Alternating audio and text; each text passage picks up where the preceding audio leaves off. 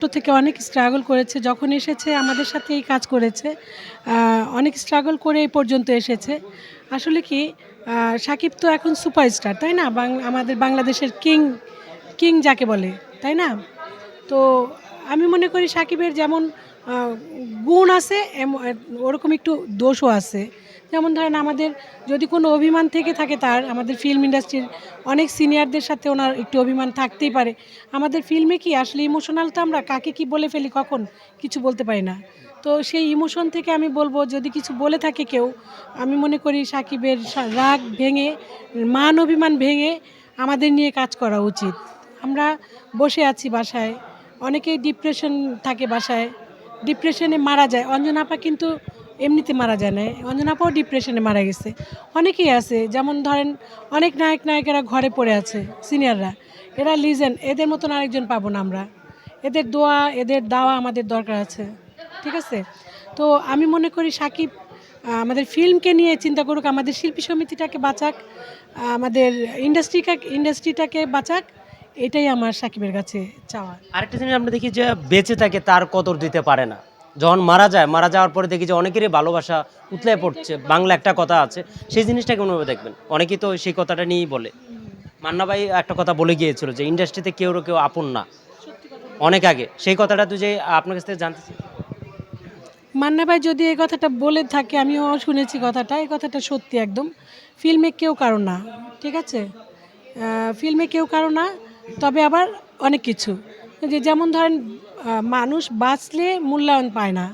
মানুষ যখন মরে যায় তখন আমি এই ছিলাম, আমি ওই ছিলাম, উনি ওই ছিল, ওই ছিল। ওই মূল্যায়নের কোনো মূল্যায়ন নেই।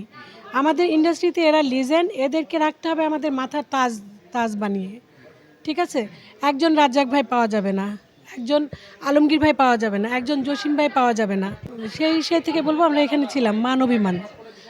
এবং মান অভিমান ভেঙে সাকিব যেন চলে আসে। আরেকটা জিনিস যেটা বললাম, মানুষ বাঁচলে মূল্যায়ন দেয় না, যখন মারা যায় তখন মূল্যায়নটা দেওয়া হয়। সেই মূল্যায়নের কোনো মানে হয় না। আমাদের এদেরকে রাখতে হবে আমাদের মাথার তাজ বানিয়ে। একজন রাজ্জাক ভাই আসবে না, একজন আলমগীর ভাই আসবে না, একজন জসিম ভাই আসবে না, একজন জাফর ইকবাল ভাই আসবে না। এদেরকে আমাদের রাখতে হবে সেই মাথার তাজ হিসাবে তাজ তাজ মনে করে। তো আপনি তো অনেক সিনেমা আসছি ঈদে, যারা আমরা ইন্ডাস্ট্রিতে নিয়ে কাজ করেন, আপনারা বাংলা ফিল্ম নিয়ে কাজ করেন, এখন কিন্তু টিকে আছে। সামনে যখন এটা আমাদের ভাবতে হবে যে সামনে যে বর্তমানে সুপারস্টার চলে রানিং, তার কথা বলতেই হবে। সামনে শাকিব খানের মুভি আসছে, তার সাথে কিন্তু নতুন নায়ক মুভ করছে ইন্ডাস্ট্রিতে। সিয়ামের জঙ্গলি, তারপর হচ্ছে আপনার নিশু ভাইয়ের দাগি, সেই মুভিটার নিশু, আরফিন নিশু, হ্যাঁ। সেই মুভি, কার মুভি আগে দেখবেন? আপনাকে যদি প্রশ্ন করা হয় কার মুভিটা আগে দেখবেন আপনি? অবশ্যই আমি শাকিব খানের মুভিটা আগে দেখব। কারণ শাকিব আমাদের কাছ থেকেই বড় হয়েছে, আমাদের ইন্ডাস্ট্রি শাকিব। আর যাদের নাম বলেছেন আপনি সিয়াম এবং ওই যে কী বললেন আফরান নিশু, ওরা হচ্ছে ছোট পর্দা থেকে এসে কাজ করছে। কিন্তু শাকিব তো আমাদের ইন্ডাস্ট্রির থেকে আসছে। তো আমি অবভিয়াসলি আমি শাকিবের ছবিটাই দেখব। আর ওনাদের ছবিও দেখব, দেখব না কেন? কিন্তু ফার্স্ট অফ অল আমি শাকিবের ছবি দেখব। ফার্স্ট অফ অল আমি সাকিবের ছবিটাই দেখব, যদি সিনেমা দেখি আর কি। আপনাকে তো যে প্রশ্ন করা হয় শাকিব খান মানুষ হিসেবে কেমন, মানে আপনার চোখে, আপনারা দেখেছেন, ছোট থেকে দেখেছেন, আপনারা কাজ করেছেন, যে আপনাকে প্রশ্ন করা হয়। সাকিব অনেক ভালো।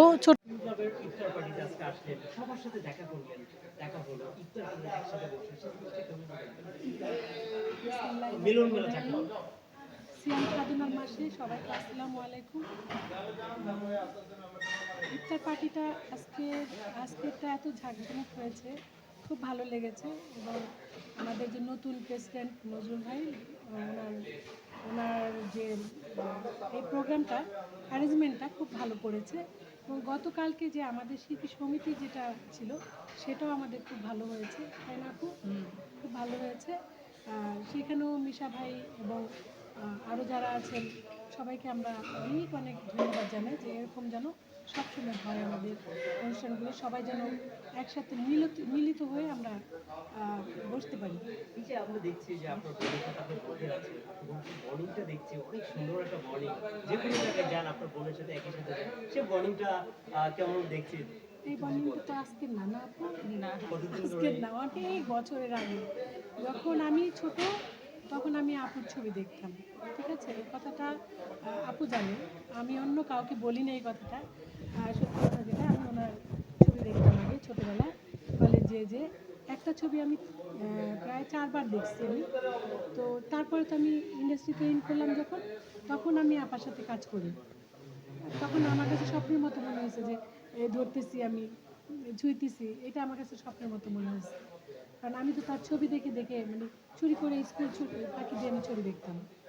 ওনার যত ছবি আছে, নাচে নাগিন ছবি দেখছি আমি অনেকবার। ঠিক উনি আছে? সরাই দিই, এটা সরাই দিই, নাহলে সাউন্ড না পেলে জি জি। উনি মানুষ হিসেবে কেমন? আহ, এক কথায় বলবো যে মানুষ হিসাবে আমি ইন্ডাস্ট্রিতে অনেকেরই চিনি, অনেকেরই জানি, অনেকের সাথে মিশেছি। বাট আমি এক কথায় বলবো, নতুন আপা অমায়িক। অমায়িক একজন লোক। উনি মানুষকে বুঝে এবং ছোট মানুষের মতন একদম ইমোশনাল একজন একটা মানুষ, যাকে বোঝাটা খুব মুশকিল হয়ে যায় অনেকের। অনেকে বোঝে না, যে ভাবে যে অনেক রাগী, কিন্তু উনি আসলেই নরম মনের, সফট মনের একটা মানুষ। মানুষের সাথে অল্পতেই আপু নতুন আপু মিশতে পারে, সেই জিনিসটা কেমনভাবে দেখবেন আপনি? আগে দেখেছি আমরা যে আরও অনেক আর্টিস্ট চলে গিয়েছে, যেটা দেখছি অঞ্জনা আপুকে দেখেছি মানুষের সাথে মিশতো, ঠিক সেম আপুর ভিতরে সেই জিনিসটা আমরা দেখতে পাই, লক্ষ্য করতে পাই, সেই জিনিসটা কেমন? আমরা যখন হাঁটতে বেরোই দুই বোন, বিকেলবেলা আমরা হাঁটতে বেরোই। একই মারপেটের বন্ধু ওজন? একই মারপেটের না, এফডিসির এক মারপেটের বোন। আচ্ছা। হ্যাঁ, মারপেটের বোনের চেয়ে তো বেশি। কারণ আমরা আমরা যখন ফিল্মে কাজ করেছি, তো তখন আমরা কি করেছি, বাসার চাইতে ফিল্মে বেশি সময় পেয়েছি। এদের সাথে আমরা বেশি সময় কাটিয়েছি। তো আমরা ওই হিসাবে আমরা এক মারপেটেরই। তো যখন বের হই আমরা রাস্তা দিয়ে, তা আমি যখন দেখি আপুর পিছনে পিছনে মানুষজন আমাকে জিজ্ঞেস করে, এই আপা এটা নতুন আপা না, এটা নতুন আপা না, এরকম বলে। তা আপু তো দেখে, আপু তো উইদাউট মেকআপ ছাড়া বের হয়। উইদাউট মেকআপ ছাড়া বের হয়, যখনই বের হয় অনেক বয়স্ক বয়স্ক লোকেরা বলে যে সে আপু সেই ছোটোবেলায় আপনার ছবি দেখেছি। তো আমরা আমরা একটু পাশে দূরে যেয়ে আমরা দুই বোন হাসি যে সেই ছোটোবেলায় দেখেছে। তো উনি কতটুকু ছিলেন। এখনো দেখতে পাচ্ছি আপু স্ট্রং, এখন একা একাই চলে আসে সব জায়গায়, সেই জিনিসটা এখন? আপু আপু আসলে নর্মালি একটু লিপস্টিক দেয়, যতটুকুন আমি দেখেছি, আমি খুব কাছ থেকে দেখেছি। একটু লিপস্টিক, একটু কাজল, আর এই সানগ্লাসটা, এইটাই ওনার গেট আপই এরকম। হ্যাঁ, যার জন্য নতুন নতুন আপা স্পেশাল, একটা স্পেশাল থাকে। অনেক দেখবেন বোম্বেতে আহ, রেখা রেখা যে চিত্রনায়িকা রেখা যে বোম্বের, উনি কিন্তু স্পেশাল। ওনার মতো করে কেউ শাড়িও পরে না, ওনার মতো করে কেউ চুলও বাঁধে না। ঠিক আছে, সেম তার ভিতরে সেই কিছু একটা আছে, অনেক ক্রিয়েটিভিটি আছে আপুর ভিতরে, যেগুলো বের করে নেওয়া উচিত ছিল ইন্ডাস্ট্রির মানুষদের।